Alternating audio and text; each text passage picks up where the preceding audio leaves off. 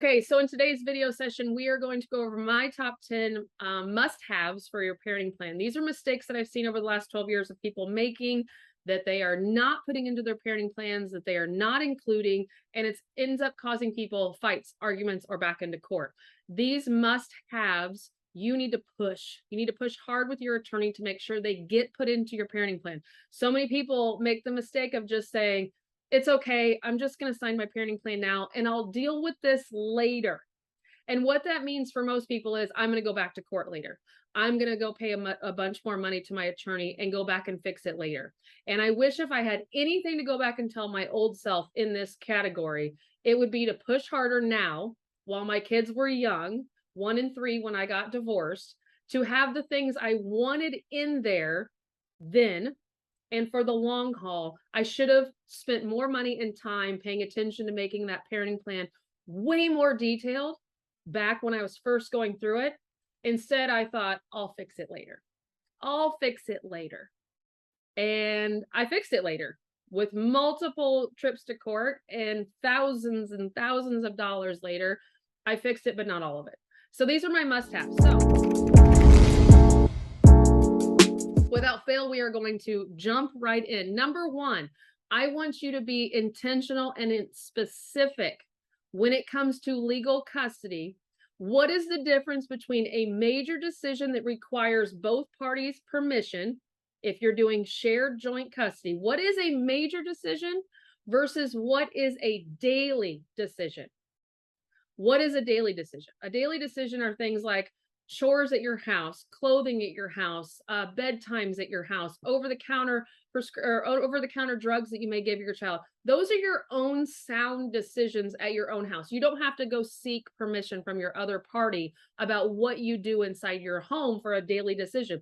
But these major decisions need to be detailed and they need to be listed, meaning your educational decisions, your religious decisions, your medical conditions, decisions, whether your child can be employed, whether your child can own a gun, whether your child can get their ears pierced or cut their hair dramatically or color their hair or get a tattoo.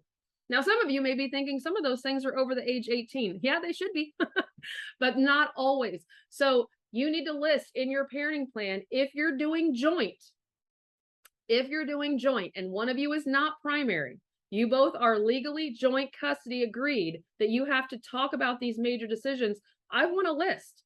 I want a list of what falls in major and what falls in daily, because what ends up happening is that people think everything is a joint decision. Or the opposite. We have one party that thinks they can go rogue and make all the decisions. So having that list is really helpful of seeing, okay, I do have to talk with my other party about this. Oh, I don't. It falls under a different category. So make yourself very specific, sit down and make a list of what is major and what is daily and put that in your parenting plan. Number two, decide what happens if we do have joint and we come to a disagreement. What happens? What happens if we decide that I want to homeschool and he wants to public school? How do we resolve this conflict? He wants to vaccinate, I don't. How do we resolve that conflict? We have joint parenting.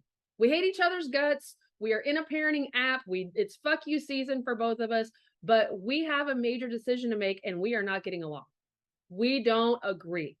What does it say in your parenting plan? What is the next step? Is the next step mediation? Is the next step a parent coordinator? Is the next step to go back to court? Is the next step to have coffee and have to discuss it for at least 30 minutes? Is the next step to list exactly what is on the list of why you want something versus why he doesn't? Be intentional with what happens, because if you're already at high conflict when you're building this parenting plan and your parenting plan messed up and says something like you should agree, you're going to agree later, that's bullshit. You're not going to agree later, because if you were going to agree, you would have agreed in the parenting plan building process, and you didn't. You fought tooth and nail and you spent a shit ton of money and nothing came out of it but arguments, and a judge decided most things. And then that judge put the idea that you are going to have to talk, agree, and discuss and come to a conclusion together in a shit season of fuck yous, and that's not going to happen. And so then you're going to spend a shit ton of money going back to court to argue that. So have in your parenting plan what happens when you have an argument. What's the steps you take to resolve the argument? Very important to have. Number 3, be specific on your parenting time. I don't like parenting plans that say dad gets visitation every other weekend and on Wednesdays and Thursdays. Okay, what time does that start? What time does that end? I want you to be specific of who picks up and who drops off. I don't like the idea that we're just going to come to an agreement on what time works best for the child. Again, I'm going to go back to what I just said. If we were able to come to an agreement, we would have and not gone to court. We would have wrote a parenting plan together, but we didn't. So I want you to be intentional with what time does dad's parenting time start? What time does it end? What time does it start if there's no school? What time does it start if the child is sick? I want you to be specific about any scenario that you can think of, because if you think that your co-parent is going to have the same intentions and expectations around parenting time that you do, you are already going down a wrong path. Your co-parent is not going to think the same as you. So it is important that you are very intentional about exact times. Now, can you be flexible? Abso-fucking-lutely. I could be flexible and say, hey, oh, you took the day off work? Perfect. You can pick her up and take her to practice. Awesome. I can be flexible, but in a shit season of fuck yous, I want to have paperwork detailed telling me what time it starts and what time it ends for both parties. And the second part of that is who is doing the picking up and who is doing the drop off. If it says, hey, parties will do what's logical and what makes most sense in proximity to the children, good luck. That means AKA you're doing all the driving. So be specific with that. Number 4, holidays. I see parenting plans that say parties will discuss each holiday and give each other equal time. Bullshit. That will not happen. Holiday season is a high conflict season. You will argue, you will complain, you will think you're entitled to more. You won't adjust. You'll be fighting about money, about an extracurricular, and then you'll punish each other during the holiday time because you're fighting about something else. Be specific with your parenting time over the holidays. And me personally, I am one that truly believes when I do mediations for couples or I build a parenting plan for couples that I specifically make sure that each party, mom and dad, mom, dad, whatever the scenario is, I make sure that they each have time for the big holidays like Easter and Thanksgiving and Christmas. Okay, I make sure that one parent gets time, on Wednesday, Thursday of Thanksgiving, and the other parent gets Friday, Saturday, and then we swap. I make sure on Christmas that one party gets Christmas Eve and Christmas morning, and the other party gets Christmas Day and the day after. If it's long distance, we are going to have to alternate years. But if you are in near proximity to each other, give each parent some time over the holidays to where there's less conflict, because I know I'm not going to get shitty because I am going to see my child. Versus when it is every other year, I might not see my child for 5 or 6 days over that holiday. So be specific with your times. And please do not put each parent will get 4 hours. No, there's so many problems with that. I don't even want to get into it, but don't pick just 4 hours. It's an anxiety attack for some people. You can't get shit done and enjoy your children for 4 hours. And I would rather just lose the day and have a different day. And bottom line, your kid does not care about the specific day, and you shouldn't either. What you should care about is just celebrating the holiday, no matter what day it falls on. Okay. Number 5, vacation time. So many people overlook giving themselves vacation time. Why is this important? Because just because you're in the poorhouse now paying for this divorce and your job is really demanding and you can't get time off does not mean that's your forever. Your whole life may change by somebody that walks into a bar. Your whole life may change by a coworker that asks you out for lunch. And now your life has changed. You may get an offer for a bigger and better job. You may become an entrepreneur and be able to work your own hours.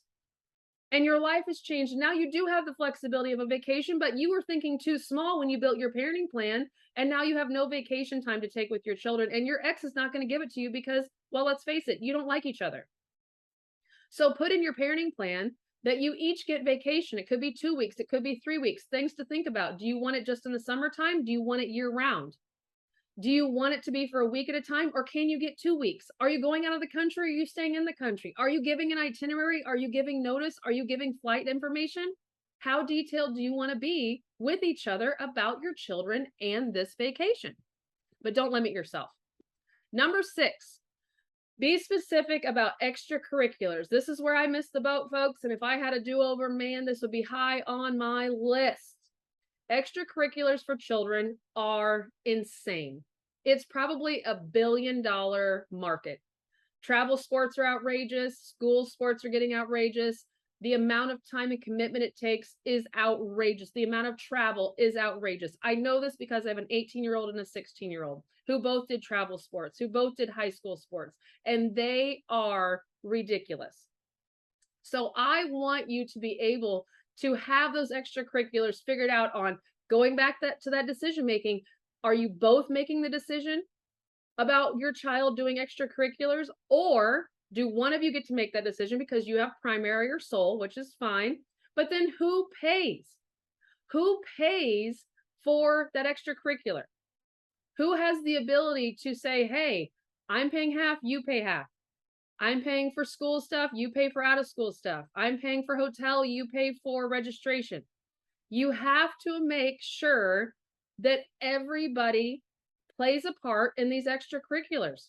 Extracurriculars are insane with how much they cost. And for those of you that think that child support should be able to cover extracurriculars, I ask you, do you know how much extracurriculars are now? It's insane. It's insane. And if you want that for your child, which for some children, extracurriculars end up paving the way for what college looks like.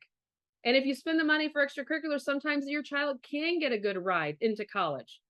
Sometimes you're paying for extracurriculars and you're paying for college. But is this something you want your child to do? Does it need to be a group decision? And who is paying for it? And when I say thousands, travel sports are out of control. They are thousands of dollars. So be thinking about that before you sign up your son to play travel baseball, or you sign up your daughter to play travel volleyball. It's a heavy time commitment where both parties are going to end up having to pay for travel and to get your child to and from all of these events. But just the registration alone, astronomical. So figure out if that's going to be in your child's life or not. Number 7, be specific with relocation. Be specific with how far away you all can live from one another. So when you get divorced, you probably have your own places, and it's close in most cases, within the same town or county. But one party gets relocated for work. One party finds a new significant other and wants to move. One party wants to go live by the ocean. How far away can you live and keep the same parenting schedule versus how far away is too far to where the parenting schedule will change? So in some plans, we'll say 20 miles. We both agree we can move anywhere we want within 20-mile radius of a specific location in town. A post office, a Target, a gas station, something. We both agree from the school, we will live 20 miles, no further. If one of us wants to move 30, I have to agree to that. Otherwise, we're going to change the parenting plan to fit 30 miles because now it's a little bit too far for the kids to spend the night on Wednesdays. So put a very detailed plan together about relocation. And again, don't think too small. Don't think, I'm going to live here forever. This is my ride or die city. I grew up here. I'm staying here. That might not always be the case. So think about how far away is too far away to keep the same parenting plan. Number 8, big heated discussion. Right of first refusal. This is where a lot of people get upset. They come to me and they say, Sam, I don't want her raising my kids. Sam, the girlfriend is always the one that has it. His mom always has it. Her mom is doing all the work. She's going out every night. We're always concerned about how the other parent is caring for the child. So right of first refusal gives you the right as the other party to watch your kids if your partner, your ex, needs to step out. Let's say your ex needs to go on a work vacation. He can either, with right of first refusal, he has to call you and leave the kids with you. Without right of first refusal, he can get anybody he wants to watch those kids while he's gone. Now, there are tons of stipulations, which I won't go into detail here, but you have to ask yourself, is right of first refusal something that you want in your parenting plan? And it's not going to cause you conflict. And what I mean by that is if you have a hostile divorce, a hostile situation, and you have right of first refusal, it's going to cause you nothing but high conflict the rest of forever, because your ex will micromanage every time you need help, and he will lie or she will lie every time he doesn't or he needs help. For example, you may have to go to a bachelorette party. Can't bring kids. I have to go. I'm in the wedding party. So you ask to switch, or you ask him to say, hey, can you watch the kids? Oh, you want to go hang out with your girlfriends instead of watching your kids. Now we're in a heated battle of why I need to leave. And for some people, it's not worth it. For some people, I would rather just have my mom watch my kids when I need to leave, and he can have his mom watch the kids when he needs to leave. And we don't need to know each other's business. So really determine whether this is something you want in your parenting plan. The other part of that is you can just say, hey, I agree that your mom and your girlfriend and your sister can watch the kids. I agree that my mom and my brother and my boyfriend can watch the kids. But if it's outside of those 6 people, we need to call each other then. If those 6 people are not available, we need to call each other. Okay. Number 9, swapping. So many people say, I'm not putting this in my parenting plan. I'm not doing it. I'm only watching my kids when it's my time, and I just won't take my kids anywhere when something happens on his weekend. And I think, is that what's best for your children? Because there are going to be graduation parties and weddings and major events that are going to happen that don't fall on your parenting time. And you want your child or your children to be able to go to said event. So there should be proper notice that you give your ex that says, hey, 30 days from now, I would like to swap you weekends. Your ex should respond within a couple of days and say yes or no. It's not a have to, but they say yes or no. And then you say, okay, I will swap back equal time. I need this weekend. Do you want the weekend before or after the weekend swap? This should be a normal practice, but it's not for a lot of people. A lot of people are vindictive. A lot of people are assholes. A lot of people will say no every time you ask. But it should be in there to where the door eventually, when somebody matures and grows up and stops being a prick, that this could happen for your children, that they get to go to weddings, they get to go to graduation parties, they get to go to retirement parties that they should be going to if their parents weren't such assholes. So put this in here and hope to God eventually at some point your ex starts agreeing, because it will be a two-way street eventually. Number 10, a reimbursement policy. Making sure that if you in your parenting plan, it mentions that you split costs for education, medical, extracurriculars, anything, that there's a way to show your ex the receipt, and there is a way for them to pay you back. I need notification of how many days when you've spent money that is agreed upon. For example, I register the kids for school. I have 30 days to tell my ex. He has 30 days to pay me back. And how is he paying me back? Through Venmo, through a check. There needs to be a detailed policy on how you exchange money back and forth. I read one yesterday that said, in the near future. Well, in the near future to me would be within the week. But in the near future to someone else, maybe 14 to 30 to 50 days. So be intentional and specific with your time and dates. So if I had to wrap up the 10 must-haves, it's about putting the detail into the parenting plan. It's about making sure that there is, without a doubt, no question what's expected about the certain things that are listed within. Now, is this everything? Absolutely not. Absolutely not. This isn't everything. This is my top 10 mistakes that people forget to put in that I think need to be in. Now, I have a top 5 do's and don'ts of divorce. I think hands down, it's a must-have. If anybody is getting ready to go through this process, you need to go watch it. It's a video series of 10 videos, quick little 1 to 2 minute videos. It's free.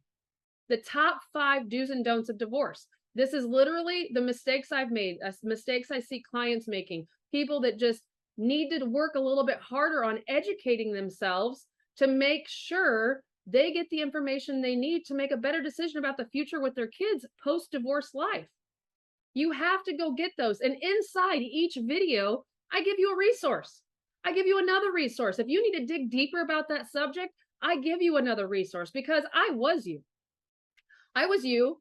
I didn't have TikTok. I didn't have Pinterest. I didn't have YouTube. I had nothing. I was scared to death, not a clue with what to do, embarrassed and ashamed of my decision. First person in my family to go through a divorce, went to the most expensive lawyer in town because I thought she was the best, and got screwed over. And my divorce took 8 years to finally break and be done. And it was all because I had no idea about the process. I didn't know what was expected. I didn't know what to anticipate. I didn't know how to attack it. I didn't know how to play chess. I didn't know what to expect from my lawyer. There was so many I was learning as I was going. And to learn during the process costs you so much money because you learn from mistakes, but you learn from very expensive mistakes. And I don't want people to do that. My mission of quitting teaching, I was an educator prior to this. I quit teaching to make sure people know what the process looks like. Make sure they're educated and make really good decisions for themselves to where they can be proud of themselves through the process and know I tried. I tried every which way possible. I educated myself. I was prepared and I went at it like I needed to. I want you to be very educated, the most educated about anything you've ever been at, because this is your future. The mistakes you make now in this divorce will haunt you. It will haunt you because you're too ashamed to ask for help. So if you've gone this far, you found this video, you found me, keep going. And I'm not saying it has to be with me, but keep digging for resources. Keep finding people to connect with that you relate to that will help you make good decisions about the future that you're going to have with your children as a single parent, financially, emotionally, and physically. You need to have all those bases covered because it's more than just the blue piece of paper that gets slid across to movies that says, I want a divorce, sign this, and it's done. It's way more details than this. I gave you 10 things. There's probably close to 100 little details that need to be in your parenting plan for it to be successful, for you to be able to co-parent successfully after that. And for some of you, co-parenting is really parallel parenting because it's not all rainbows and unicorns for everybody.